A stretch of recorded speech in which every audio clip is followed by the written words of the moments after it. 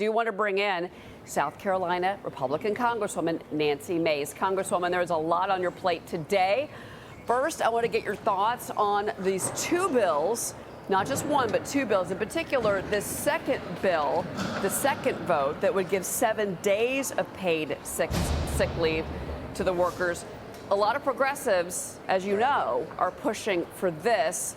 You've got Bernie Sanders on the Senate side saying he does that it has to be sick leave. Josh Hawley says that the workers have to support this. I mean, there's a lot of pushback on any type of vote. What can you tell us right now? There certainly is a lot of pushback on the second bill. Nancy Pelosi lied to Congress when she said that there would only be one bill and one vote, and then at the last minute peppered in this second bill to make and placate to the progressive socialists in the Democratic Party. There will not be support from Republicans on that second vote, but I will tell you there's going to be a lot of blame placed on President Biden, and there's plenty of blame to go around. But when you look at why this is happening, the labor unions are holding the American people and our economy hostage right before the holidays. And that's where the blame needs to be on why this is happening, why this vote is even occurring when this is a private sector contractual agreement. Congress should not be voting on this today or any day in the next several days. Well, you know, I want to get into the sick leave issue because this is the sticking point. And just to remind our viewers here, 4 of the unions rejected the Biden brokered deal. Go back in history here for a second. And so, Maria made a comment this morning, but I have to bring it up again. Maria Bartiromo, she said, I thought this was Amtrak Joe. I thought this was Union Joe. I mean, it looks like the president really has failed completely in helping a class of workers, a class of Americans that he vowed he would always represent. Your take here? Right. Well, Railroad Joe failed, and he lied to the American people about this deal that he said was done. Turns out it's not done. And I understand the need for sick leave and that being important, but we're also talking about a 24% pay hike that's retroactive. I can't imagine any other industry that gets that kind of pay hike where the average wage is going to be about $160,000. That is an enormous expense on the backs of hardworking Americans that are going to have to prop this up. And they're going to prop it up by higher prices and everything that travels by rail, including food and agriculture, as your reporters just mentioned. And so it's going to be an enormous expense no matter what happens on the American people. Again, being held hostage by these labor unions who put this forth and who also have failed the American people. Let's talk a little bit about, I want to dig into this because I was reading into the Association of American Railroads about the sick leave, like where we're stuck here, okay? Because I think this is going to come up among you and your colleagues. And I think that, like I said, the progressives want 7 days of paid sick leave. That is that second bill. We'll see the fate of that on the floor today. But they do get paid sick leave, okay?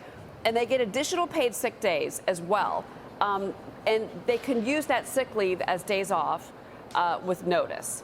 I mean, it seems to me that the semantics are being lost here in the fact that rail workers are getting a 24% pay raise, retroactive. They do get $5,000 bonuses, and they do have paid sick leave. It's not like they're being left without that at all. But again, I go back to the fact that you and your colleagues have to kind of debate this. Do you get a sense of how this vote's going to go? Well, and you're right. They have great salaries. They have great benefits. The need to negotiate an even better deal should be done not via Congress, not via this vote. By and large, I think Republicans may or may not vote in favor of the first bill. That was a debate that we had in conference this morning. But the second bill, by and large, they're not going to get Republican support. That is everything in the kitchen sink that Nancy Pelosi put together in a bill to satisfy the socialist Democrats in her party. And we were told and promised that there would be one vote, one bill as is, and that is not the case. So Nancy Pelosi lied to Congress in part of negotiating this vote and negotiating the components to the bill. And that's where you're going to see Republicans, by and large, the vast majority of us, if not all of us, will push back on that second vote, is the sense that I'm seeing up here on the Hill today. Okay. Well, we're going to obviously be, all eyes are going to be on you. I do want to move on real quick here to something else that's been bantered about today. And that's this issue of Chevron. We're not learning from Chevron that they're going to get that first oil shipment. They're going to send it from Venezuela here to the U.S. by the end of the year, this year. Why is the Biden administration, first off, why do you think they're working with Venezuela, a socialist regime? Why won't they fix energy issues here at home? And then also, I want to ask you about, we're also getting reports and now seeing new reports that not just Venezuela, but Iran, they're sending out illegal shipments, despite U.S. sanctions, illegal shipments of crude around the world. And guess where some of it's going, Nancy? China. Without consequence, right? Joe Biden and his administration are traveling around the world looking for oil and gas everywhere but here at home. Under the previous administration, we were net exporters of oil and gas. And under the Biden administration, we become net importers. We have so much natural gas here at home.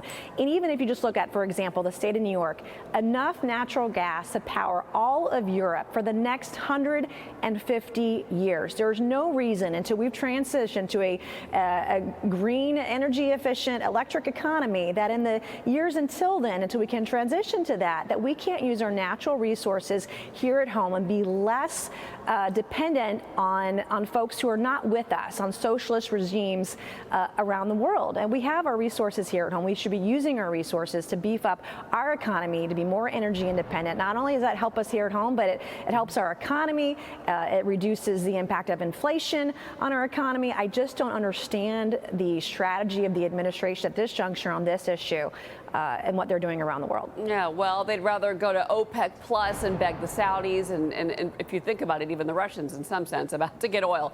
And I know we're not getting, Russian oil, but at the same time, OPEC Plus does include Russia. And there needs to be a real, I think, serious conversation about energy production in this country. Congresswoman, it's great to see you. We'll see what happens after the first of the year when the Republicans take control of the House. I know you need to go vote. Thank you so much, ma'am. We appreciate it.